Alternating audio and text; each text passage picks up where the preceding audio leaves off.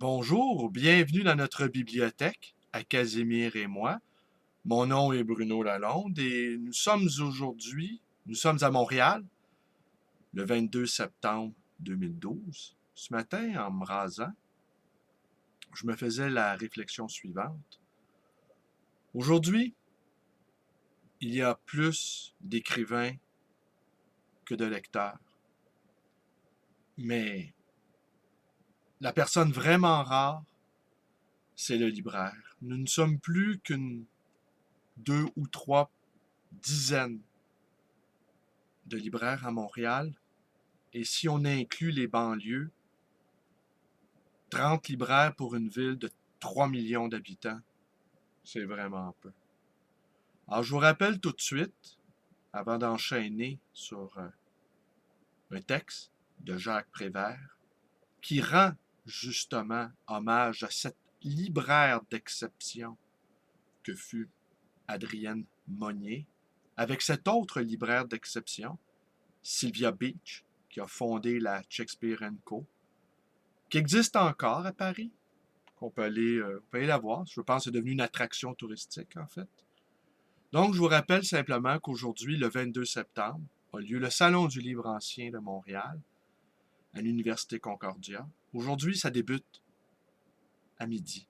Et ça a lieu aussi demain, le 23 septembre 2012, toujours à l'Université Concordia. Et là, ça commence à 11 heures demain matin. Alors voilà. La maison des amis des livres. Une boutique, un petit magasin, une baraque foraine, un temple, un igloo, les coulisses d'un théâtre, un musée de cire et de rêve, un salon de lecture et parfois une librairie toute simple avec des livres à vendre ou à louer et à rendre, et des clients, les amis des livres, venus pour les feuilleter, les acheter, les emporter et les lire. Depuis longtemps déjà, les littérateurs et tout au moins beaucoup d'entre eux parlent avec mépris de la littérature, et le mot littérature dans leur vocabulaire a bien mauvaise tournure. Les films et la danse, ou le récit des songes, et tant de choses encore, dont la littérature passe à la casserole du jugement péremptoire, savant et méprisant, tout cela, c'est la littérature. Les peintres, les bons et les mauvais, les grands et les petits, et les vrais et les faux, les vivants et les morts, ne disaient jamais et ne disent pas non plus aujourd'hui du mal de la peinture. De même le jardinier devant un jardin insensé, un jardin ni fait ni affaire, un insolite et mystérieux parterre de lierre et d'orties ne dit pas tout ça, c'est de l'horticulture. Adrienne Monnier était comme ce jardinier, et dans la serre de la rue de l'Odéon, où s'épanouissaient, s'échangeaient, se dispersaient, où se fanaient les idées, en toute liberté, en toute hostilité, en toute promiscuité, en toute complexité, souriante, émue et véhémente, elle parlait de ce qu'elle aimait, la littérature. Et c'est pour cela que, traversant la rue de l'Odéon, beaucoup entraient comme chez eux, chez elle, chez les livres.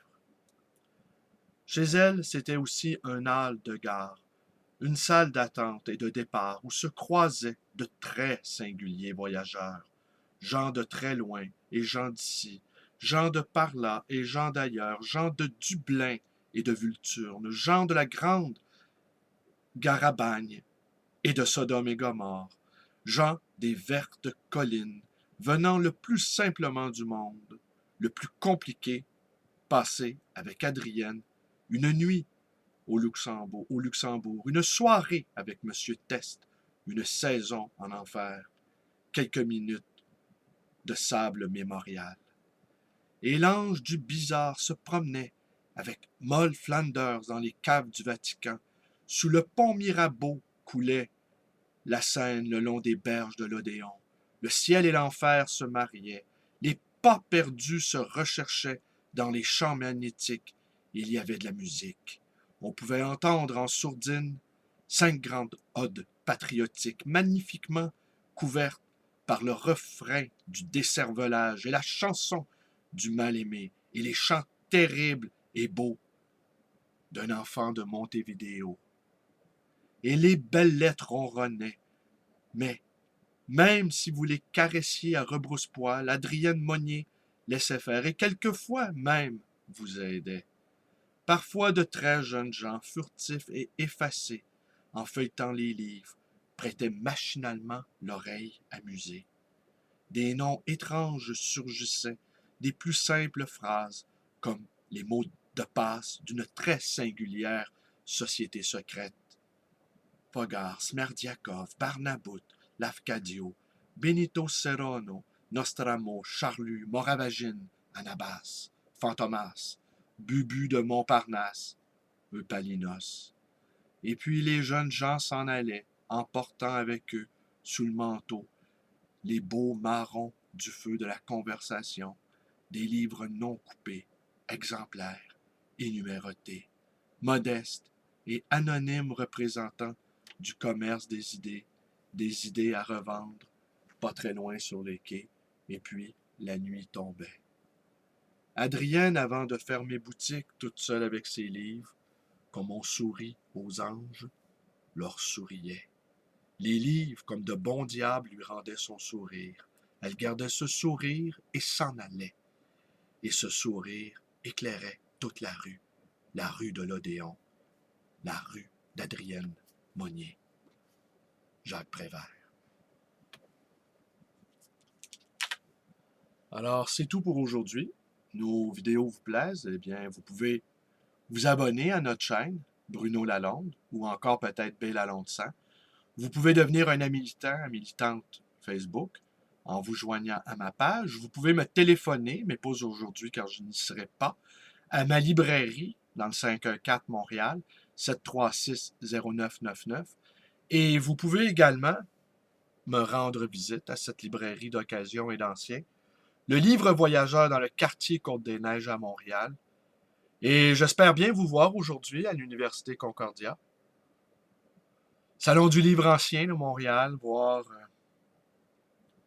ces libraires qui sont peut-être les dernières traces d'une civilisation qui est peut-être en train de disparaître ou de devenir si marginale qu'il ne nous restera plus qu'un élitisme quasi désespéré. Alors c'est tout pour aujourd'hui. Merci, bonne journée.